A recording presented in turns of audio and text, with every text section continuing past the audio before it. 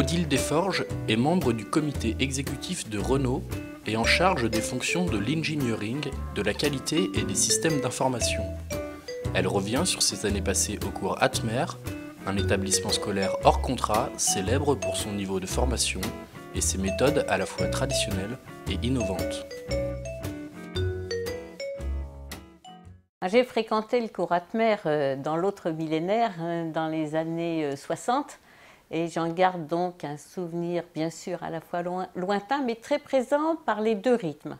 Il y avait le rythme du cours, qui était très fort, là où on contrôlait l'état des connaissances et on vous donnait les grandes lignes de ce qu'il fallait acquérir comme connaissances la semaine suivante.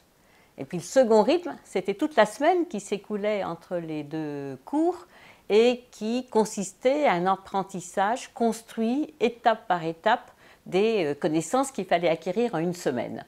Donc il y avait vraiment ces deux rythmes qui étaient très complémentaires et qui ont rythmé, je crois, toute mon enfance. C'est une scolarité qui m'a donné beaucoup d'atouts, je pense. Le premier, c'est d'avoir des bases extrêmement solides, et il y avait des bases très solides dans l'analyse logique. Et ce sont des bases qui m'ont servi pour structurer ma pensée. J'ai fait après des études d'ingénieur et qui m'ont beaucoup servi aussi comme fil conducteur. Le second apport, je pense, c'est une exigence dans la qualité du travail fourni.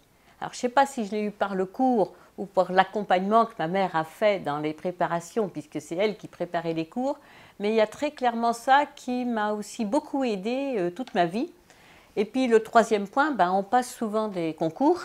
La vie est une suite la vie professionnelle est une suite de challenges, et bien le fait que chaque semaine on soit dans cette dynamique aide très clairement à y préparer. Donc moi j'ai fait le cours Atmer avec donc ce système du grand cours, et entre les deux, durant la semaine, c'est ma mère qui assurait toute notre préparation.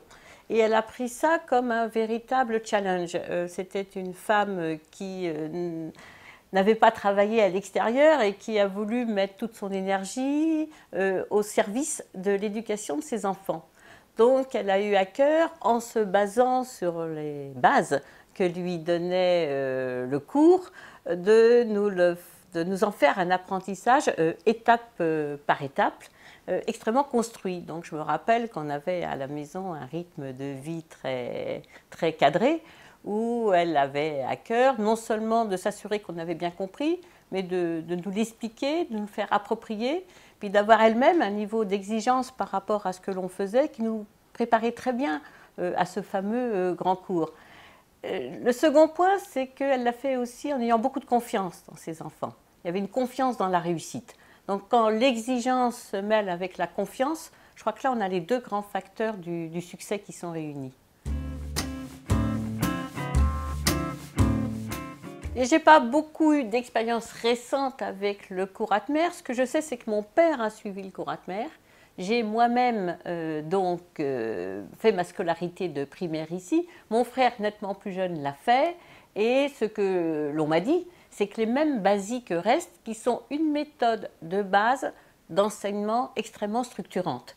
J'ai encore en mémoire les livres Atmer-Prignet, ils sont encore chez moi. Et quand on les regarde, on voit que c'était des bases très solides. J'ai ma petite fille qui est dans le primaire, et très clairement, lorsque je lui montre, ça donne un niveau de formation qui est nettement au-dessus de ce qu'on peut avoir dans la plupart des enseignements qui existent aujourd'hui. Et pour moi, garder cette base, garder ce fondement qui est de donner des bases très solides aux enfants lorsqu'ils sont dans le premier apprentissage de 7 à 12 ans, c'est quelque chose qu'il faut absolument garder et qui fait le succès du cours. Le choix d'une scolarité, c'est très individuel. Ça dépend des enfants, ça dépend du quartier dans lequel on vit, ça dépend de son mode de vie personnel. Donc, et ça dépend aussi de l'investissement qu'en tant que famille, on veut apporter au suivi quotidien de l'enfant.